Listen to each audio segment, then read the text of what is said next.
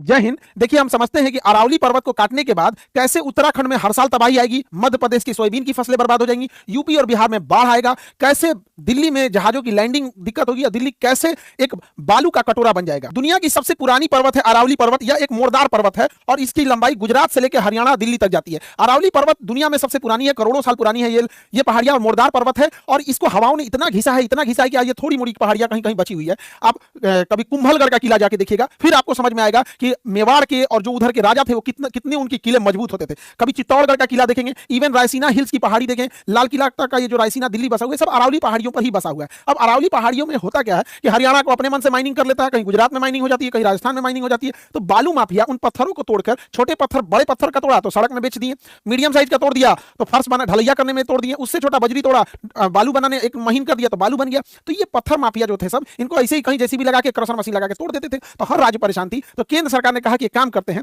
एक ऐसा नियम लाते हैं, ना अरावली रहेगी ना झमेला ही होगा यहाँ पर। तो एक नया नियम लाया गया और कहा गया कि जिन अरावली पहाड़ियों की ऊंचाई 100 मीटर से कम है, जिन पहाड़ियों की ऊंचाई 100 मीटर से कम है, उन्हें हम अरावली मानेंगे ही नहीं। इस हिसाब से 93% अरावली पहाड़ियां की ऊंचाई 100 मीटर से कम है। अब पहले ये नियम लाया जाएगा कि हम इन्हें अरावली मानेंगे नहीं। 2-3 साल बाद एक नियम आ जाएगा कि हम अरावली को संरक्षण करेंगे, अरावली कोई नहीं काट सकता है। उसके बाद माइनिंग चालू होगी। तो क्या भैया, तो हम अरावली थोड़े काट रहे हैं? 100 मीटर से नीचे का तो आपने 2 साल पहले कहा था, अरावली नहीं मान रहे। तो एक बड़ा होलिस्टिक अप्रोच है अरावली को उड़ाने का यहाँ पर। अब यहाँ पे क्या है, एक इतना बड़ा ज्योग्राफी का मजाक उड़ाया लोग और कैसे सुप्रीम कोर्ट मान लिया, हमको तो ये नहीं समझ में आता है। दुनिया का कोई भी ज्योग्राफी वाले इंसान से पूछिएगा तो कहेगा कि भैया इस पहाड़ी की ऊंचाई नापनी है तो कितनी है। तो अब देखिए, इस पहाड़ी की ऊंचाई नापिएगा, इस पहाड़ से नापिएगा तो ऊंचाई कुछ और आ जाएगी, यहाँ वाले से नापिएगा तो ऊंचाई कुछ और आ जाएगी, नीचे से नापेंगे तो ऊंचाई कुछ और आ जाएगी, यहाँ की पहाड़ी के हिसाब से नापिएगा तो इसकी ऊंचाई कुछ और आ जाएगी। तो भैया हम इस पहाड़ी की ऊंचाई कहां से नापे? कि नापने में भी तो झमेला है। जमीन से नापिएगा तो उसकी ऊंचाई कुछ और आ जाएगी। तो आखिर हम किसी भी चीज की जो जमीन पर है उसको कहां से नापते हैं? तो दुनिया में कोई भी चीज जो जमीन पर है उसकी ऊंचाई सी लेवल से नापते हैं।